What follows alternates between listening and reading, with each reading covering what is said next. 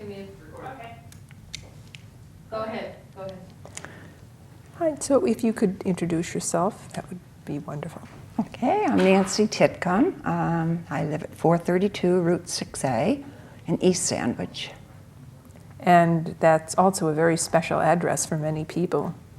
Well, we hope so. Can you explain why? We have the Titcomb's bookshop there. It's attached to our home. It's a barn-like structure that's now part of the home. It's very famous. How long have you had the bookshop? Well, we moved here in 1969, and we opened up a small shop when we came. And so basically it's been since then. Where were you born? Both my husband and I are from Maine. I was born in Portland, and he was born up in the county, which is a rustic county, northern Maine. And how did you decide to come to Cape Cod? My husband's an engineer in the nuclear field, and we'd been transferred around to many places with his career. And we were scheduled to move to, we had a choice, either come to Plymouth for the nuclear power plant there, or go to San Jose, California. And we have 8 children, and they thought California sounded very exciting, but we're basically New Englanders, so we decided to take this location. And why did you choose Sandwich over Plymouth? Purely by accident. At that time, in 1969, it was a very different scene here than it is now. And we looked at listings in Plymouth area, and it was much higher. Taxes were higher, property was higher. And with a family the size of ours, we really had some strategic problems in finding a place that really was large enough for us. And we did a lot of looking. And we found this property. We were looking for a home for the family, not a shop. But this home met all of the needs. Did it have a shop? It had a shop. It but, did? Yeah, it's been many things. It's been a tourist home. It's been a gift shop, an antique shop, and it was a real estate office. It had quite a history in that way. Do you know how old the house is? Well, we're going to have one of your signs put on as soon as possible. And Dave Wheelock just came out, and according to the foundation, it's a circa 1690. Oh, very old. The structure, as you see, it's a little later than that, in the early 1700s, but the foundation is earlier. That's great. Yeah. Now, were all your 8 children living with you at the time? Oh, absolutely. Our oldest was in high school, and the youngest was 9 months. Oh. And those 2 girls now are the ones that run the bookshop, Nancy and Vicki. Okay. Yeah. So what was 6A like then? I mean, it's known to be so quaint and charming, and of course there are many sort of regulations that keep it that way. What was Well, it they like weren't then? existent when we came. Of course, the Historic District and the Old Kings Highway Regional Historic Group has come in since then, but it was less traffic. If you stay in our yard and look around our yard, it's no different because you can't see any of all the additions that have come around. But the population was 5,000 in Sandwich when we came. But the children, we had horses, and the children could ride the horses anywhere, and they rode their bicycles on 6A. It was no problem. And, Really? The dogs were there, and we always had a lot of pets. So it was, we had chickens in the yard. It was more rural, probably, in that aspect, with this, population being less. But. So the highway was already there, Route 6. Oh, yes, yeah. I don't know what year that came in, but that's... Yeah, I guess in the late 50s or maybe, or some people said, late 50s, early Probably. 60s. But Sandwich was still not a bedroom community. It was still very neighborhood oriented, and No, I think because my husband went up to Plymouth to work, but then switched and he worked in Boston. And there weren't an awful lot of commuters then. That was a little unusual. So when did you start the bookstore? 1969 when we moved here. When you moved there. Where it is now? Well, we have a new building that our sons built Oh, in 1987. that building, which now the bookstore is a new building? Yeah. Oh, okay. What had been there was poor construction, and it had been sort of a carport and enclosed, and it didn't allow us to do what we wanted to do with the books, and it leaked. Sure. It needed replacement. So our son, Ted, who always has loved old houses and construction and period techniques and whatever, asked if he could come and build it. So he came back. He had been out in Colorado, and he had done our statue when he was in Sandwich High School. I wanted to ask you Yeah. about that statue. Everyone, of course, comments about that. Oh, he's great. Actually, that was a high school project of Ted's. He was applying to go to art school, and he needed a portfolio and didn't have one. So he and his father came up with the idea of doing this statue. It's all done with steel weld rod. If you know what, that's the diameter of coat hanger wire. And then he fused it together with weld rod.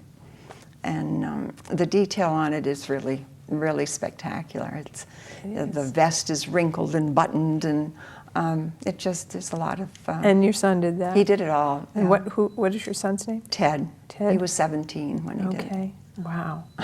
And it's been there ever since? So it's been there from 19... He must have finished that. I'm terrible now with dates as far as, but I would guess 1974. Wow. So it's been there a long time. It's my job to keep it painted, which keeps it from rusting, you know. Right. And did he model it on anything or a figure of a colonial person? Or? Yes, Ben Jonson. Okay. We had a little sketch that he went by. Yeah. But he really goes by Ben Franklin. Everybody thinks it's Ben Franklin. In books. So, yeah. But it really was Sam Johnson. Where was the bookshop before the addition was put on that's now the bookshop? This is standing where the old building was. The new one is standing Oh, where okay. the other was. Where the old one was. Okay, great. We had started with a mail order business in Connecticut, and that's how we really got interested in the books and papers and documents and so forth. Fascinating field. The old books. So you started with the old books, and it was mail order old books. Okay. And then how did it evolve so that you became a leading you are a leading independent bookstore, you know that? Well, that's just sort of evolved in public demand, interest.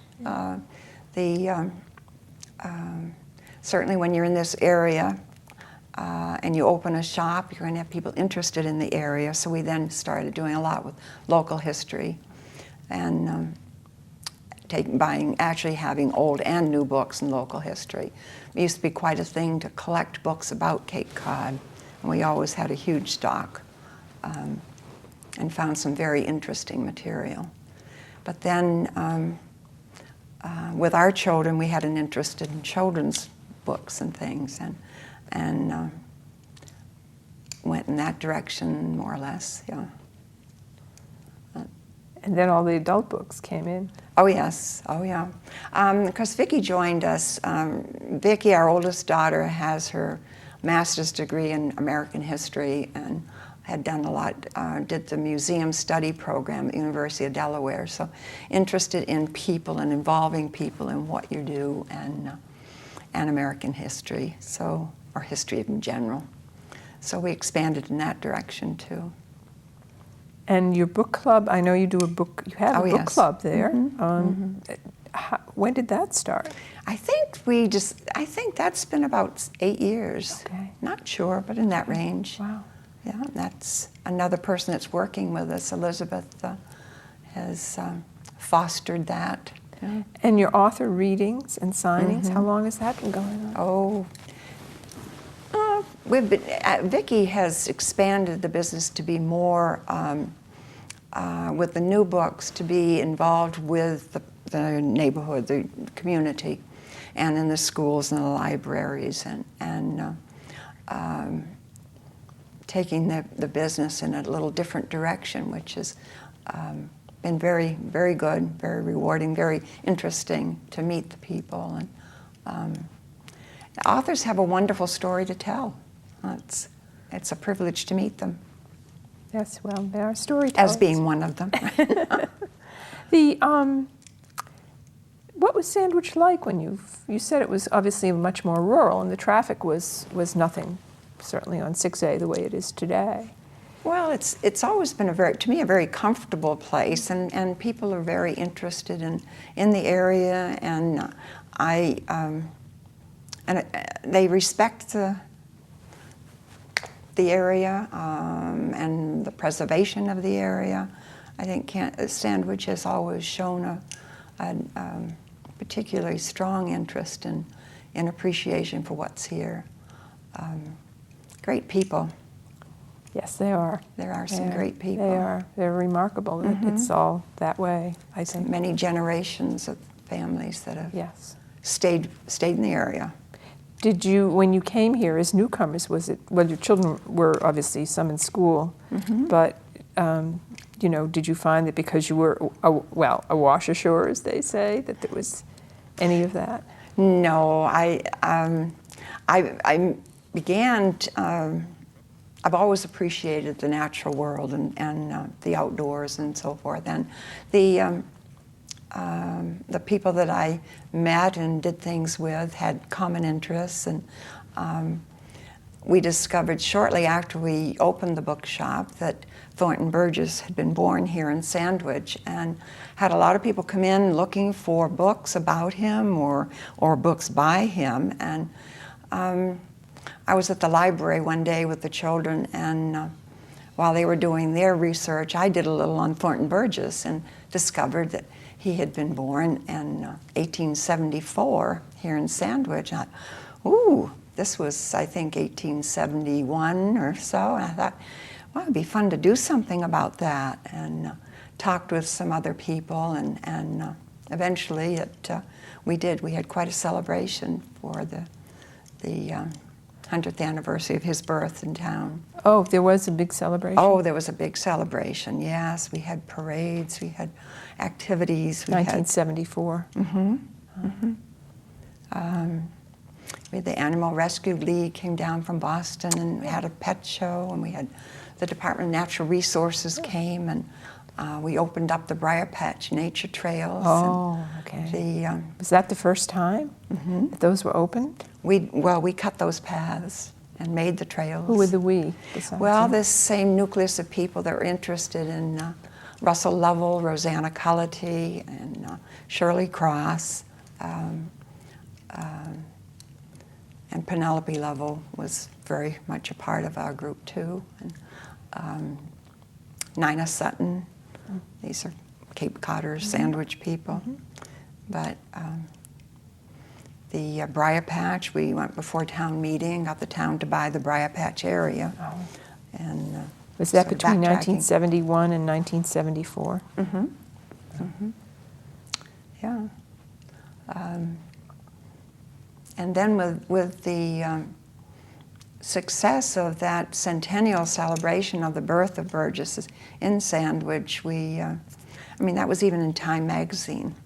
It was big. We developed a group of interested people, so that was when we formed the Burgess Society. That was the beginning of it? Oh, okay. And at the same time, the Sandwich Women's Club had been looking for a project they wanted for the bicentennial in '76, and they had chosen what is now called the Deacon Eldred House, the Burgess Museum, as their project to save and restore that building. That was on the town warrant that year to be torn down. Oh. And Nobody knew it was, they didn't understand it was the birthplace of Thornton Burgess? it wasn't the birthplace. Oh, okay. But an early house where he lived? It was his aunt's home. Right. He was born on School Street, but he lived in 10 different houses in town, Right. and this was his Aunt Arabella's house. And it had been a nursing home, and the town bought it, and they were going to tear it down and make a parking lot there. Oh. And I admit the town needs parking, but we all thought there was a better use to that pre-revolutionary building in the historic district of Sandwich to save it. So it was a very exciting town meeting where we went before the town and asked to have permission to well, I guess it was all done by volunteers to paint, scrub, clean up, and the interior, and asked the town for, I think it was, might have been 27, I shouldn't say figures, I'm bad with those, but I'm thinking it was $27,000 to tear down 2 L's that were attached to it. It was a very cumbersome building that had been, as I said previously, a nursing home on that site. So those were later additions, probably? Yes, they were, Yes. yeah. There was a Victorian bay window and so forth, and they wanted to bring it back down to its pre-revolutionary structures you see now. Right. And we won. Fantastic. It was. It was. And there were many women in town that worked on it. Now, the Thornton Burgess Society was established at that time, for the first time, by the impetus of the Women's Club and... No, the society was not part of the Women's Club. It was... No, but it was... how did that happen? Following the centennial celebration, as I said, we found that we had people from all over the country writing and wanting to know about what was happening. Thornton Burgess really has a strong impact on those who have enjoyed his books. And there was a lot of interest. And we have to think about it, but we, following the celebration, we could see that there was a niche there that we could follow in the philosophy with which he wrote his books, the instilling a reverence for wildlife and concern for the natural environment. And so we formed the nonprofit organization, and we were chartered in 1976. And that was the year that the Eldred House opened. Oh. So we gave a purpose to the Women's Club project. Right. I mean, it's one thing to save a building and preserve it, but then it needs a purpose. So we provided the purpose. So saving it took place before 76, and then it became the sort of little... 74 and 75, I would say, were the years we worked on it. Right. And How then- wonderful. Yeah. And so what we now see is the briar, that whole area, the trails were cut already by then. We were working on those. You were busy. There were some very energetic people and interested in seeing things happen. Wonderful. And they had been an earlier attempt in the 50s to do something in recognition of Thornton Burgess. And Nina Sutton had been active in that. And Bill Bryden and John Coe, I think, were the names that come to my mind that had attempted in 1950 to do something in recognition of, I mean, the town of Sandwich really has a nationally known author that originated here, and it should be very closely knit into our local history and pride. But it was your discovery that of his, his birth date and so on that... I get excited about things. Well, but that really was the impetus, was it not? Really the way this all kind of projected from there. It's wonderful. But with a lot of other people. Of course. Nobody does anything by themselves, and No. certainly it appealed to a lot of people. Many people have recollections of the stories. I do too. Do you? Yeah. I love them. Every blue jay is Sammy, and every skunk is Jimmy, and that sort of thing. Absolutely. Absolutely. It was quite an impression. I didn't realize that you had to. Oh, yes, absolutely. Yeah. Well, that's wonderful. I had no idea.